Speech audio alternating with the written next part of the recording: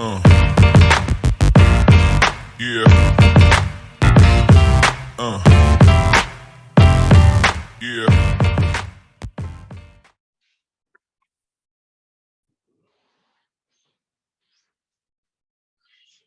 All right. Here I'm going to look at a simple trigonometry question. Right. I think a question like this you might see it in a CXC paper or something like that. All right. So basically, it's a triangle, right? By just inspection, looking at the triangle, right? We see that we have two angles that are equal. Angle P and angle M, they are equal, right? So you have known that in a triangle where you have two angles that are equal, right? We know right away that we call it an isosceles triangle. And in an isosceles triangle, also we know that we have two equal angles, we also have two equal sides. So it's for us to know which two sides are equal, right? The equal sides always faces the equal angles. So all I'm saying, these two angles are equal. Right? So this angle faces this side, this angle faces that side. Right? So the side that faces the equal angles are equal. So this faces one of the equal angles, this faces the other. So it means that these two sides are equal. All right. So we could just go ahead and say that here is 12.5 centimeters also. We could make that clear based on the properties of the triangle, of the isosceles triangle. Okay. Then we have to find determine the value of angle PN. PN. So we're talking about this angle here.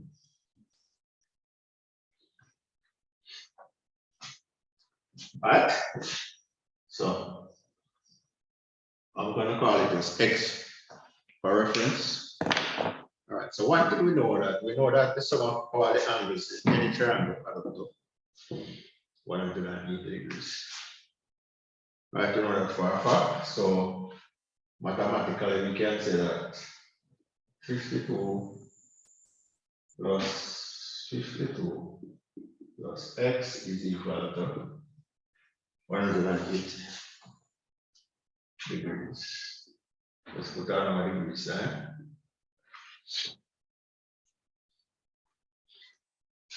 All right, so in essence, what I've done is to construct a simple equation which I'm going to use to find angle P and M, which I call X for reference. All right. So when I add this, I'll get 104 degrees plus X degrees equal to 180 degrees. I want to find X, what the value of X is, so need to remove this. So I say 104 minus 104 plus X equal to, I subtract 104 here, so I have to do the same thing over here.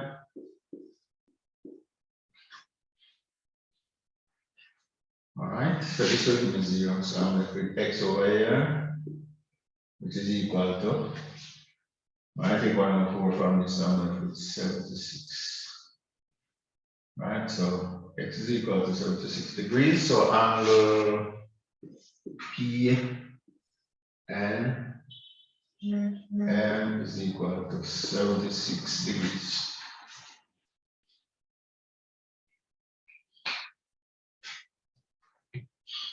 Okay, so that's good. All right, now it asks me also to calculate the area of triangle MNP. All right.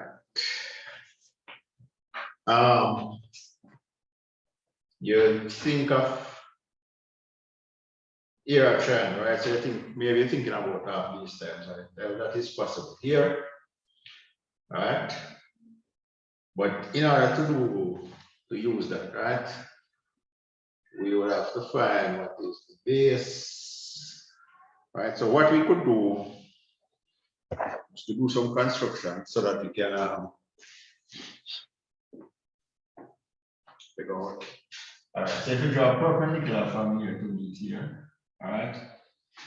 What we know is that here and here will be equal, and then you have a right half, good? So we could use this as the base. I'd say if you feel like turn the triangle, so, then we could use this as the base and that as the height. Good? But in doing that, we'll have to find what is this measurement, so we can find the base, and then we'll have to try and find this measurement, which would be the height, right? So it's a lot of work to find this and to find what this is, to use the formula base times height. All right? So because this is that's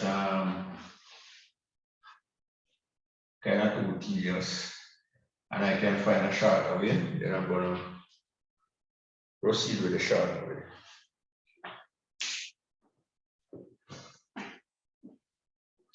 All right, so what I would do,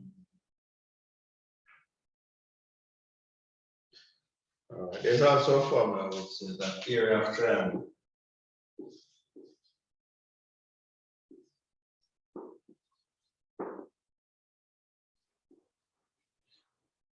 is equal to half AB sine C.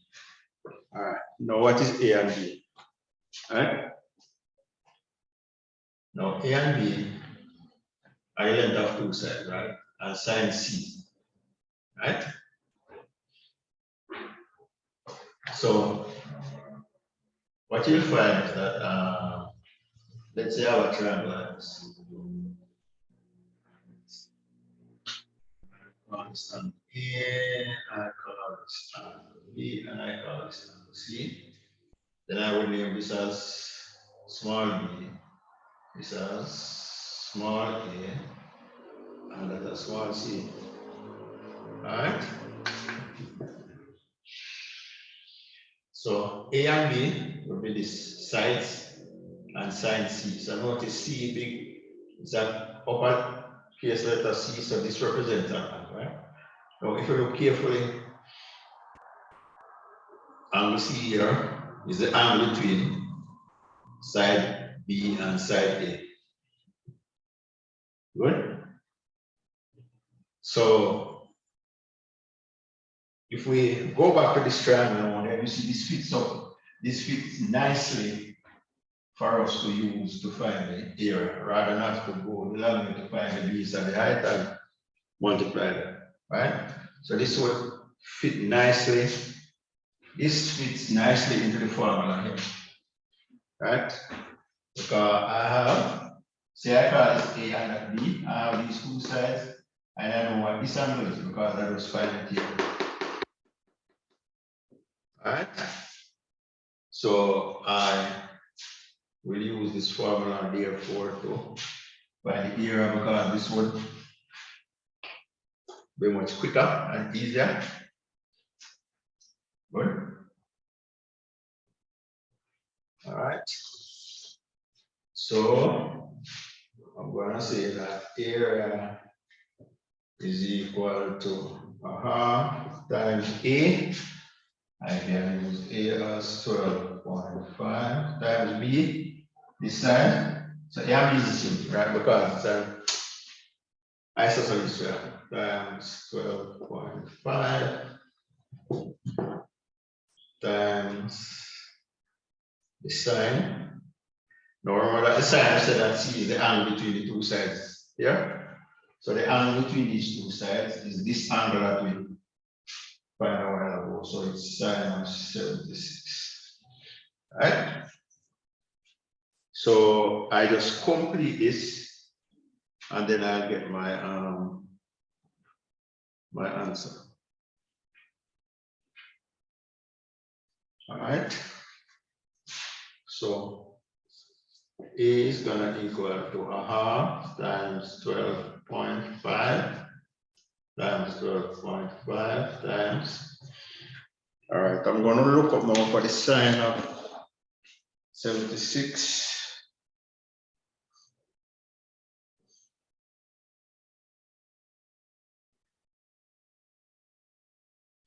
All right, so sine 76 was, and I see that it gives me, I'm gonna just run it out to 3 decimal place. So it's 0.970. Good. So what I'll do, I just multiply all of these numbers here and that will give me my error.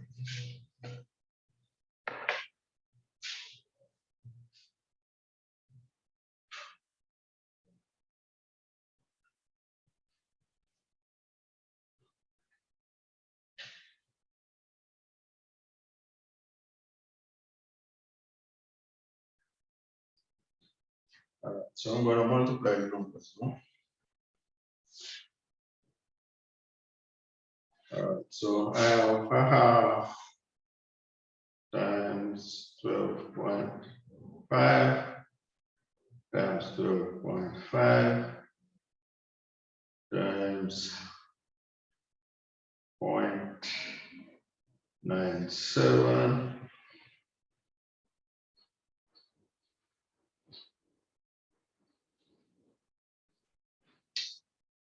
So I'm going to get that value of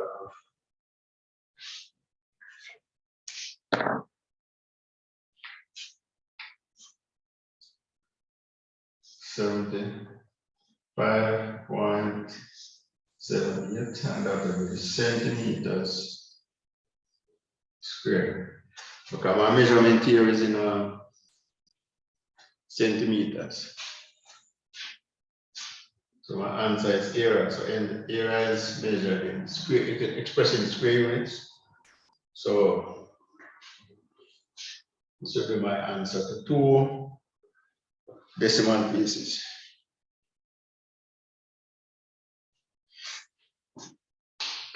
All right. So I hope you find the solution interesting and you'll be willing to try other examples on your own.